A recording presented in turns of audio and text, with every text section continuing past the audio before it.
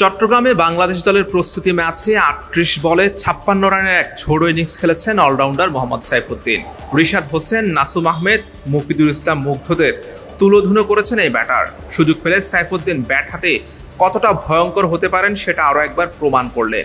Over শেষ, তবে সাইফের যেন ব্যাটিং ক্ষুধা মেটেনি। ৪ ছক্কা এবং ৪-৪-এ ৫৬ রানে অপরাজিত থেকে মাঠ ছাড়েন তিনি। শ্রীলঙ্কার বিপক্ষে ঘোষিত হলো বাংলাদেশ দলের ওয়ানডে দল। সেখানে নাম নেই অলরাউন্ডার মোহাম্মদ সাইফুদ্দিনের, তবে অবশ্য থাকার কথাও ছিল না। কিন্তু টি-20 সিরিজের দল ঘোষণার আগে সাইফের এই ইনিংস নির্বাচকদের আরেকবার ভাবাবে সাইফকে শ্রীলঙ্কার বিপক্ষে টি-20 সিরিজের দলে নেওয়া যায় কিনা। এদিন সৌম্য ইমনরাও হাফ সেঞ্চুরি করেছেন, তবে সাইফের ইনিংসটাই দিনের সেরা। তার দ্রুতগতির টি-20 সুলভ এই ইনিংসে ভর করেই সবুজ দল ২৭১ রান করে। ফরম্যাটটা ওয়ানডে হলেও ফেনী এক্সপ্রেস যে টি-20-র জন্য প্রস্তুত সেটা জানান দিয়ে রাখলেন। শ্রীলঙ্কা সিরিজ উপলক্ষে সাগরিকায় নিজেদের মধ্যে লাল দল সবুজ দলে ভাগ হয়ে প্রস্তুতি ম্যাচ খেলছে বাংলাদেশ দলের ক্রিকেটাররা। শুরুতে ব্যাট করে ২৭১ রান সংগ্রহ করে সবুজ দল। ৬ উইকেট হারানোর পর মাঠে নামেন সাইফ। যখন মাঠে নেমেছিলেন তখন হাতে খুব বেশি ওভার ছিল না। শুরু থেকেই আক্রমণাত্মক ব্যাটিং শুরু করেন।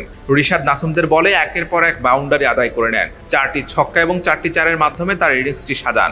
৫৬ রানের মধ্যে ৪০ রানে আসে বাউন্ডারি থেকে।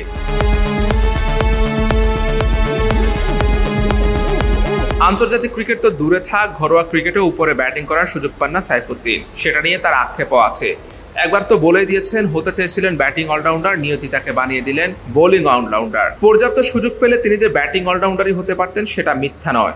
বাংলাদেশের প্রথম ইমিউনিটি বুস্টার সমৃদ্ধ ফ্যান্টাস্টিক হ্যাপি এনার্জি বিস্কিট। শ্রীলঙ্কার বিপক্ষে টি-20 সিরিজের আগে এমন ইনিংস সেটারই প্রমাণ।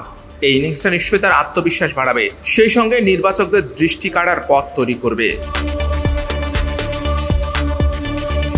সবুজ দলের ওপেনার পারভেজ হোসেন ইমন করেছেন ৭১ বলে ৫৮ রান। ওয়ানডে থেকে বাদ পড়া সৌম্য সরকার ৫১ বলে ৫৫ রান করেছেন।